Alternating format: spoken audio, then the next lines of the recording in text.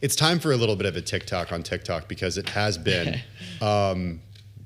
quite a while, more than a year since. I mean, this stretches back to the first Trump administration. This idea of banning TikTok. The question that we have now is what the status of it is, because you had this scoop out just before the holidays about a deal to save TikTok US had been reached. What's the actual status of that now?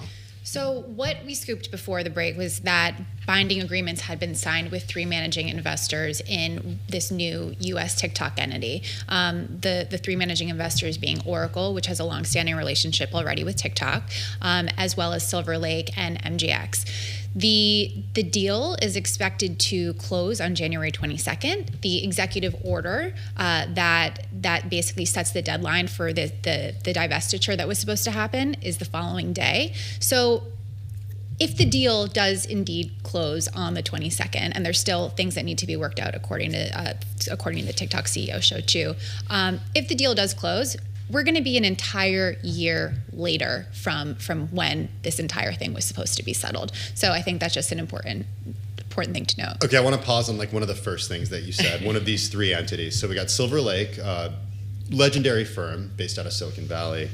You've got Oracle, and then you've also got MGX, which is an Emirati firm.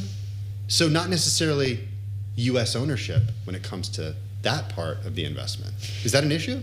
That is correct. I thought the whole point of this was U.S. ownership. Wait, which is correct? That they are doing it, or that it's an issue? No, it's correct that they are doing it. So they have 15%.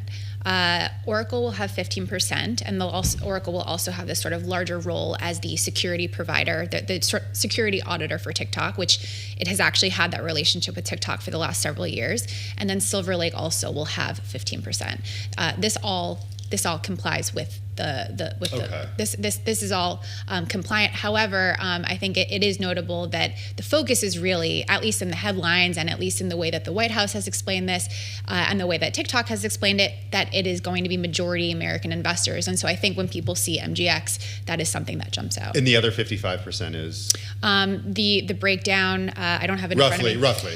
You've got ByteDance will have just under 20%, 19.9%, which is keeping with what was required by the law, and then there are going. Whose law?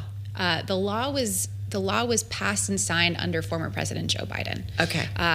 The law took effect right before Trump took office. Trump took office, decided that he wanted to not enforce it because he wanted more time to strike up a deal, and then he continued extending the deadline on when the law was supposed to be enforced. But if ByteDance still owns some, what's changed? So ByteDance was required to own less than 20%. Under this new arrangement, ByteDance will own 19.9%, and then certain affiliates of ByteDance, certain investor affiliates of ByteDance will own another portion of that.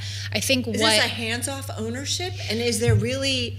Can that even possibly exist, a hands-off ownership? I think what is tripping a lot of people up and what is catching a lot of attention is that ByteDance is still going to retain control of really important parts of the business. That likely includes e-commerce, which is TikTok Shop, which is this incredibly important, fast-growing arm of TikTok, advertising, and then also the big thing, which is sort of the sticking point of this entire thing, is the algorithm, where ByteDance is going to be leasing a copy of its algorithm to this new U.S. venture, and the new U.S. venture is then going to be responsible theoretically for making sure that there's no manipulation of this algorithm, making sure that overseeing content moderation, and so yes. ByteDance's ownership stake, technically on paper, it does dip below 20% in accordance with the law, but it doesn't. Sounds like they're in charge of a lot still. The other terms of this are also very important, and ByteDance is absolutely not going to be severing ties with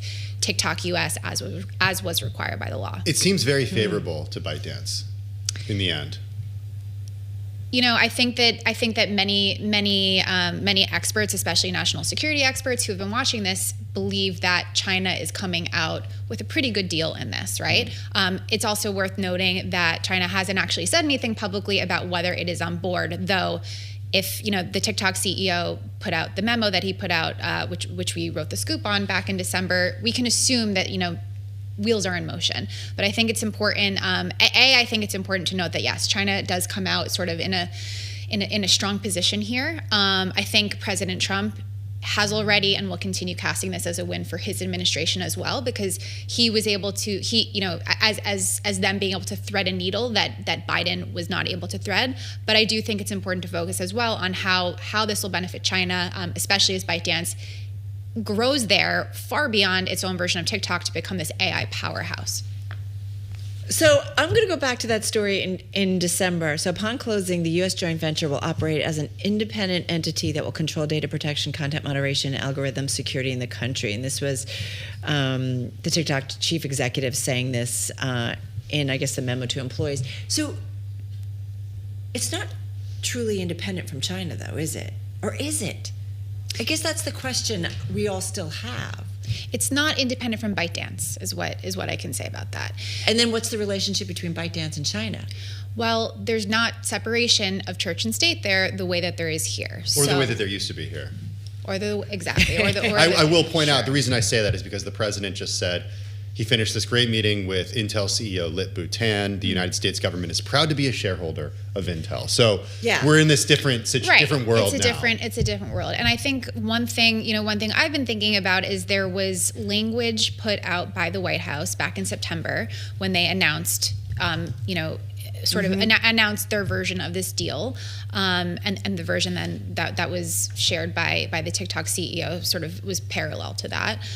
The White House, in their own words, described doing this arrangement in partnership, the guarding of TikTok, the oversight of its algorithm, doing some of this work in partnership with Oracle.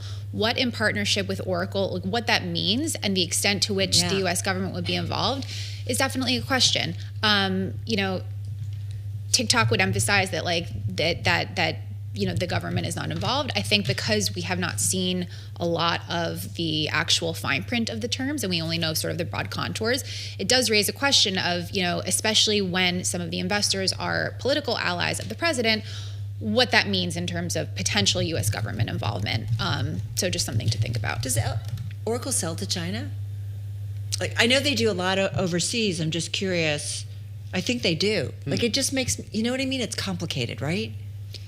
It's complicated. I'm not sure. No, I'm not. No, but I'm just saying, it makes me think about the different relationships and where there might be kind of pressure points.